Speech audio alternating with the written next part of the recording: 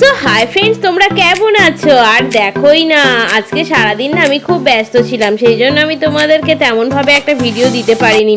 এই জন্যই আমি ব্যস্ত ছিলাম যে আমার বরের আজকে জন্মদিন, তাই সকাল থেকে আমি শুধু রান্নাই করে যাচ্ছি। আর আমার মনের ভিতরে খুব আনন্দ হচ্ছে যে আজকে আমি বরকে অনেক রকম কিছু খেতে দেব। তো তার জন্য দেখো অনেক কিছু আমি রান্না করেছি। তো এদিকে 5 রকমের ভাজাভুজি আছে, উচ্ছে ভাজা থেকে শুরু করে তারপরে আছে আলু ভাজা, শিম ভাজা, কুমড়ো ভাজা, আর একটুখানি কড়াই ভেজেছিলাম। তো যাই হোক, দেখো 5 রকমের ভাজাভুজি দিয়েছি, ভাত দিয়েছি, এদিকে চাটনি করেছি, মাংস কষা করেছি, পায়েস করেছি।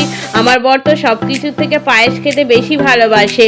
আর হ্যাঁ, তোমাদের আর একটা কথা বলা হয়নি, আমি আমার বরের জন্য পাঁপড়ও ভেজেছিলাম।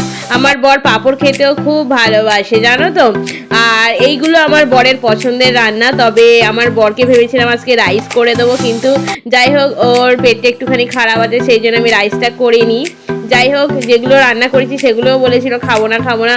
আমি অনেক কষ্ট করে রান্না করেছি, সেই জন্য আমার বর বলেছে ঠিক আছে, তুমি অত কষ্ট করে রান্না করেছো, আমি আবার খাবো না বলতে ও সব কিছুই খেয়েছে আর সব খুব ভালো হয়েছে বললো। দুজন মিলে আমাকে দিচ্ছে ধরে, আমি নিলাম।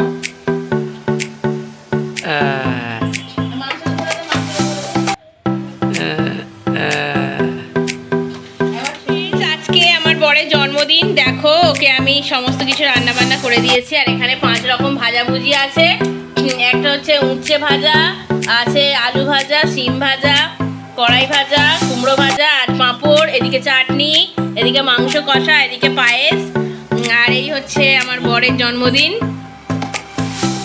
এই তো ফ্রেন্ডস, তোমরা সবাই আমার বরকে আশীর্বাদ করো, ও যেন ভালো থাকে, সুস্থ থাকে। আমিও এটাই কামনা করি সব সময়।